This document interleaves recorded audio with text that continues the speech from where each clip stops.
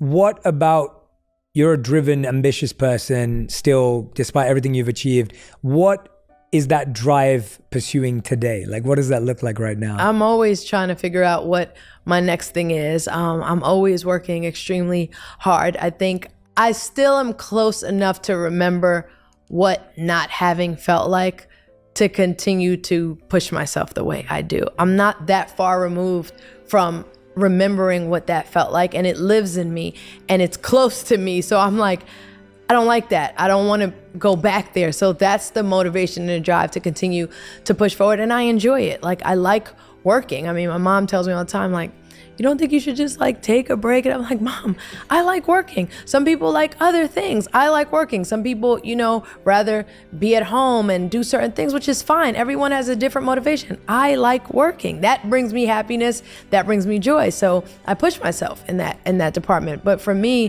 I'm always trying to see what's next. Right now, you know, I'm heavy in the acting space, producing space, really big on my prison reform charity, which takes up a lot of my time. And, you know, giving back in that way is so important to me. So those are kind of where my immediate focuses are right now, but there's always so many things, you know, happening. With the acting and production, like, what part of it right now do you feel most immersed and in love with? Because you've done both for a while now. Mm-hmm. It's like, what's the project that's kind of like bringing you alive right now? So, you know, just finding projects that I'm interested in. Producing is so amazing because you can now bring something that you love to life, and you can be in control of that IP or whatever it is and bring it to life. So producing just puts you in control. For so long as an actor, you're waiting for someone else to give you an opportunity. You're auditioning with 10 other girls that look very similar to you and just hoping that, hey, pick me, I'm the right person for the role. And 9 times out of 10, you don't get picked. I mean, you get those lucky times, but for the most part, you don't always get picked. So by producing, you're not waiting. Now you're creating, and you're also putting yourself in a position to create jobs and opportunities for other people. And that's what I'm about, opening the doors for other people to come in and, you know, have these experiences and be able to give them, you know, a piece of what I have going on. So that's what I love about producing, and just going out there and finding projects that mean something to me. And it's not always about like, oh, I want to produce this because I want it to be this huge success. Of course you want things you do to be a huge success, but sometimes you want to do it for you. Like this, I'm passionate about this. Yeah. I want to tell this story, and whoever gets it, gets it. Maybe this is not the $1 billion hit or whatever. Maybe this is just for a small group of people that are into this, but that matters to me. So that's what gets me excited from the producing standpoint. And acting, I am on a show, so it's great to just have steady work. And I love, you know, the people I work with. I love the show I'm a part of. It's incredible, and it's nice to just always have that kind of in the stash. Yeah, absolutely. You spoke about rejection there. Again, another thing I think people relate to, whether they're auditioning, applying for jobs, like it's one of those things that we all face in life in different realms. And I think people often think that when you get to a certain level of success, you don't get rejection anymore. That is not true. How does that feel like after having had, I don't know how many auditions you must have done in your life. Oh my God, more than I could ever count. Right? Like how many like taped auditions, like in person, signing the contract before, thinking that I definitely had the job, just to find out that they're not going with me. I mean, I've had everything happen to me. Does it get easier? And how do you react to rejection differently today than you did 16 years ago? So today I realize that most of the time it has nothing to do with you. There's so many other factors. And now being on the producing side, I see the other factors. Could be anything. Could be height. Just could be how you stand next to your co-star. Could be a million things that are out of your control. Is not a decision based on you weren't good enough or you weren't talented enough. And once I realized that, I got better with dealing with it, and also being happy and grateful for the person who did get the job, because for whatever reason, they were the right person for that job. Not feeling like, oh, why'd they give it to them and not me? Like actually leading with grace and kindness, and realizing that because I started doing that, more good things started happening for me. But in the beginning, it was like, oh, they don't like me. Oh, I didn't do a good job. Oh, they think I suck. I shouldn't be doing this. Like I was ready to give up on acting 100 times. I was like, clearly this is the one thing that's never gonna happen for me. Like I had to have one thing that just wasn't gonna go. This is it. But I just kept being persistent, kept learning, kept getting better. And then realizing now a lot of the decisions are not based on talent. There's just so many other factors. When my videos were first seen like 7 years ago, around a year later, a TV production company had reached out and said, we want to make a TV show about your work. Right. And I was like, this is so cool. I never imagined in a million years that would even be possible. And so we made the deck, we went and like pitched it at all these companies. And it was really interesting because no one took the show. I was really passionate about the idea we'd created. I thought it was really cool and different, and no one cared. Like, it didn't even go beyond the first meeting. Like, from the first meeting, I was like, we're not sure. And it's really interesting to me because I was talking about this with a friend a couple of weeks ago, and I was saying that one thing that happened was it built a number of long-term friendships. So everyone I met at those pitches, not everyone, but some of the people have become long-term friends that I actually still see now socially, even though we never did anything professionally. Together, right. So there was a massive win. The other thing was, it gave me a great experience of what that process is like. I'd never done it before. And now I actually understand what that looks like. And it was a complete learning curve. But the third one, which is the best one, is I often say to people, had I had been given that show, I potentially may never have started this podcast. I potentially may never have written my book. I potentially may never have gone on tour this year, because I wouldn't have had this opportunity to have to build my own work. So true. That's what I want to remind people is like, just trust in the timing as long as you're moving forward. That's it. And I think that's the mistake that we often make, is that our disappointment slows us down, or like our feeling of failure forces us to just switch off. Yeah. And instead, when you're moving, shifting, figuring things out, discovering, anything's possible. Yeah, it's so true. And it's funny because on our last podcast, I've said it's been years, and you said that clip is still viral, but we talk about fear, and we always say that people stop because they're disappointed in fear right before something great is going to happen. Like, you stop and don't even realize right past that, if you push past that feeling, if you push past that, amazing things are going to happen.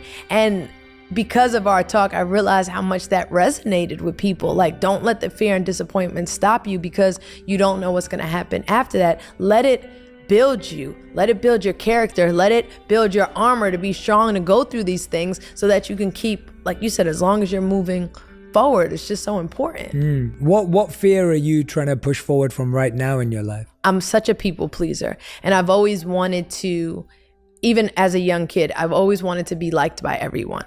I was that person, like, I wanted everybody to be my friend. And it's funny because people say all the time, oh, Lala's friends with everybody. Everybody loves Lala, which is great. Yeah.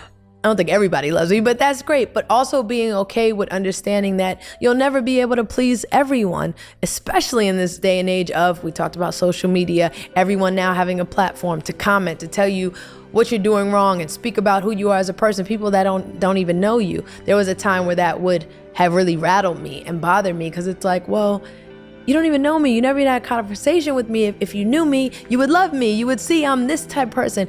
Now it's like, I'm secure in myself. Like, so I'm continuing to push through that fear of wanting to be liked, or the fear of someone not liking me. I should say that, the fear of someone not liking me. I've gotten so much better at that, and just embracing the people that love me and care about me.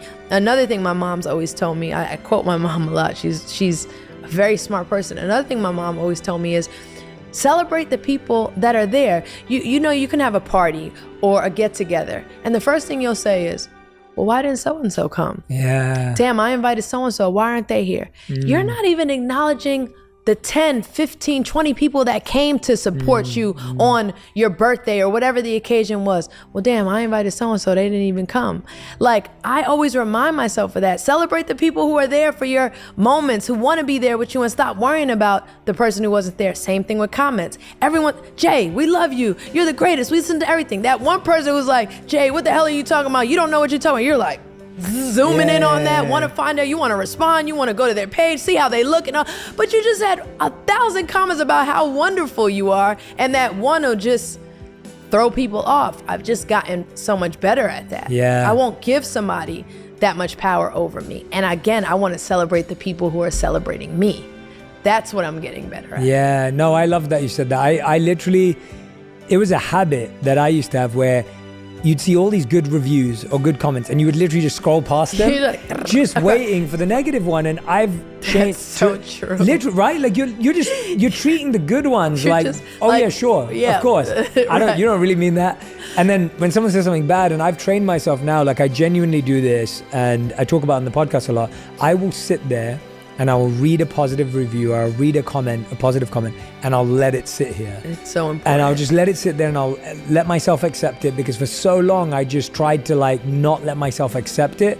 And I don't mean let it go to your head. I mean like feel it in your heart. Like someone felt like telling you that your work or your words or whatever it was, your life, or that clip of you on the last podcast, like that made a difference in their lives. Let yourself receive that. And I wish all of us would allow ourselves to receive love as seriously as we receive hate. It's so true. When you see hate, you don't think that might not be true. You just accept that it must be true. Whereas when you see love, you think, oh yeah, they didn't really mean that. Oh, it probably isn't that real, right? It's so interesting how we second guess. And it's interesting because we'll believe that hate is true from someone who doesn't even know us. Yeah. This is coming from someone who never had a conversation with you, who knows nothing about you. So it's like, it's the wrong way to think, but you had to train yourself to think differently. Yeah. I had to train myself to think differently. For me, a lot of times it's better for me just not to read anything because I still can get hyper focused on. So I don't really get caught up in that. I get caught up in more like when people stop me and say, love you, La, thanks for this, or whatever it is. Those are my genuine, moments. And I do still sometimes, take a peek, but I don't go too deep. That's safer. I actually just think that's safer. But I don't go too deep. I think that's safer. And sometimes when I see criticism, I'll also allow myself, if I'm in a good space, because I agree with you, like what I'm sharing is when you're in a good space. Right. If you're really struggling with it, just turn it off and get away from it. I'm fully with you.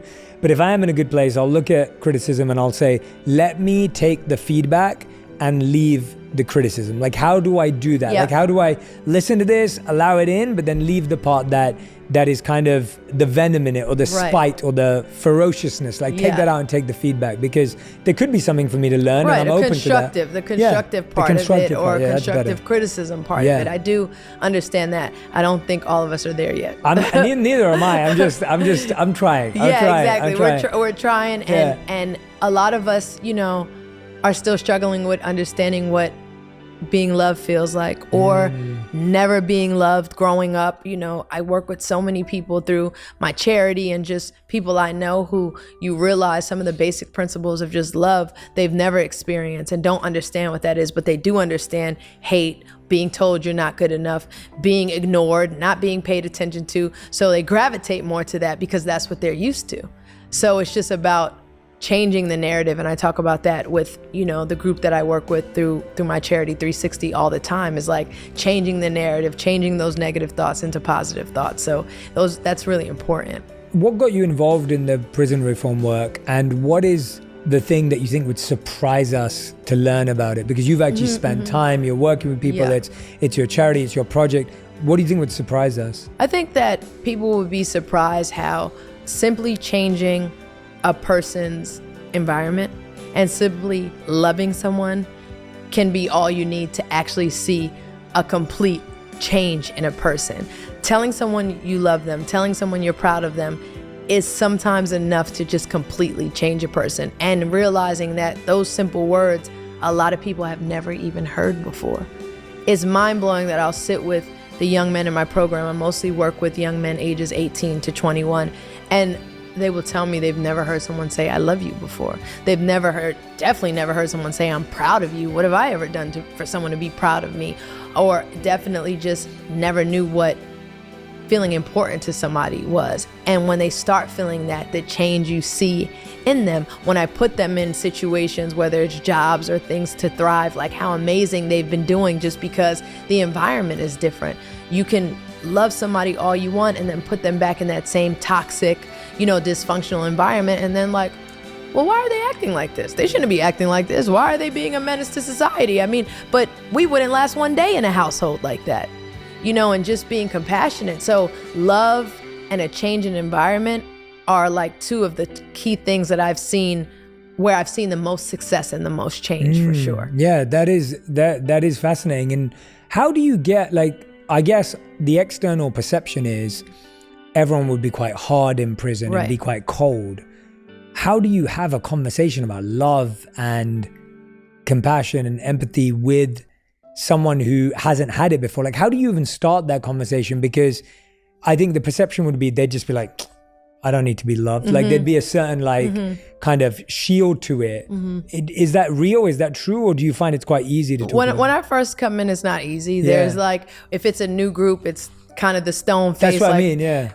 Yeah, we know Lala, but what's she gonna talk to us about? But it's really just having real authentic conversations. When you talk to somebody, Jay, you just have that talent to where they know you're speaking from a genuine place. When you talk to me, I'm like, I gotta listen to what Jay's saying. Like, what would Jay do in this situation? You just have that. So it's like when you're speaking from your heart and you're leading with love, people feel that. Even the hardest people feel that, because at everyone's core, what do we want? We want to be loved. Everyone wants to be loved, whether they've experienced it or not. At everyone's core, they want to be loved. So I'm going to hit you in that place that just wants to be loved. And I'm also going to make you understand that I understand what you've been through. I understand why you may have made some of these choices. And guess what? I'm not judging you, but I'm pushing you to do better.